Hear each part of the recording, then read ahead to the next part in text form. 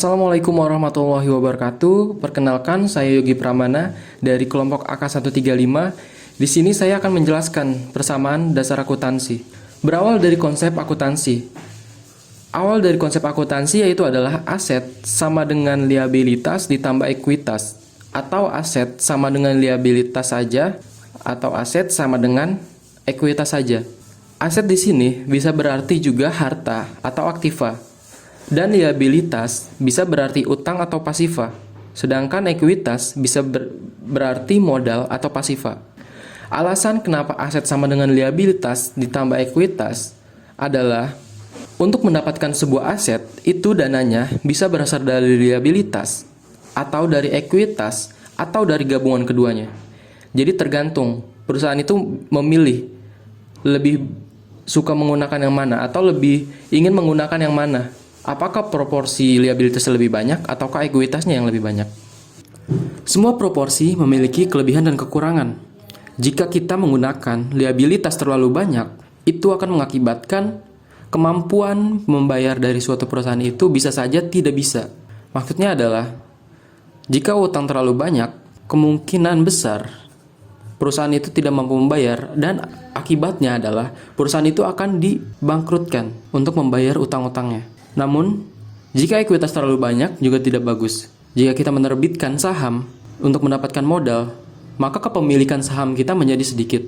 Namun di balik semua itu, liabilitas memiliki keuntungan dibandingkan ekuitas. Liabilitas itu dapat mengurangi pajak karena beban bunga yang dibayarkan saat kita membayar utang itu akan mengurangi penghasilan serta akan mengurangi pajak.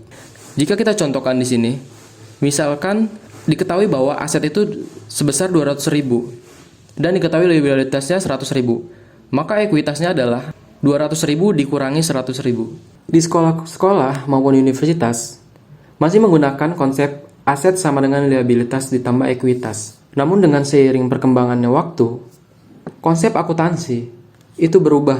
Menurut standar akuntansi yang terbaru, ekuitas sama dengan aset dikurangi liabilitas. Sebenarnya sama saja, namun makna yang diambil itu berbeda. Ini hanya pindah ruas saja, namun maknanya itu berbeda. Selanjutnya adalah saldo normal.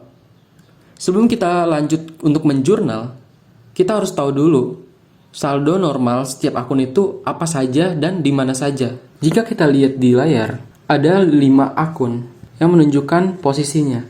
Yang pertama itu ada aset, liabilitas, ekuitas, pendapatan, dan beban. Aset ini nanti dibagi lagi. Aset ini bisa ada kas, ada perlengkapan, ada peralatan, dan liabilitas juga ada utang jangka panjang, utang jangka pendek. Ekuitas juga ada modal, ada saham, kemudian pendapatan juga, pendapatan jasa, pendapatan penjualan, dan beban juga terdiri dari berbagai macam beban, seperti beban penjualan, beban iklan, seperti itu. Jika aset itu bertambah, maka posisinya adalah di debit, dan jika dia berkurang, maka posisinya di kredit. Kemudian untuk liabilitas sampai pendapatan, dia itu sebaliknya. Jadi jika dia bertambah, dia posisinya akan di kredit. Sedangkan jika dia berkurang, dia akan posisinya di debit. Untuk beban, itu posisinya sama seperti aset. Jadi jika bertambah, dia di debit, dan berkurang di kredit. Di sini saya gambarkan ada tangan untuk mempermudah kalian mengingat konsep dari saldo normal ini. Di sini ada HUM PB. H ini aset atau harta, U ini adalah utang atau liabilitas, M ini adalah modal atau ekuitas, P ini adalah pendapatan, dan B ini adalah beban. Jadi kalian jika ingin mengingatnya, tinggal membentuk seperti ini. Jadi yang H dan B ini yang jarinya ke atas, itu menandakan bahwa jika dia bertambah, posisi dia akan di debit. Sedangkan yang jarinya ke bawah ini, jika dia bertambah, posisinya akan dikredit. Kita lanjut ke soal. Di sini ada contoh soal. Pada tanggal 1 Oktober 2015, diterima uang kas sebesar 200.000 dari jasa yang telah dilakukan.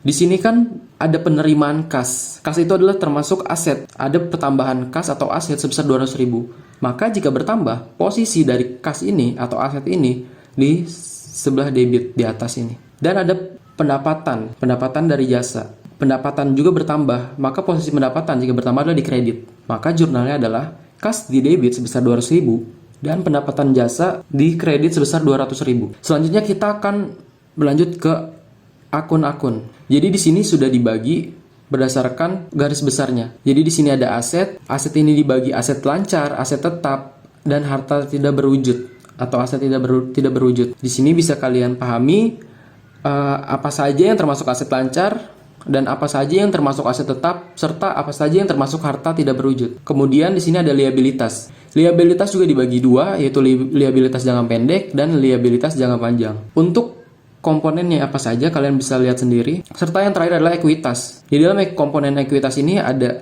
ekuitas pemilik, pendapatan, dan beban-beban. Jika ekuitas ini bertambah, dia akan dikredit. Dan pendapatan juga bertambah akan dikredit. Namun di sini ada komponen beban di dalam ekuitas. Maka dia akan mengurangi dari pendapatan dan ekuitas ini. Seperti itu.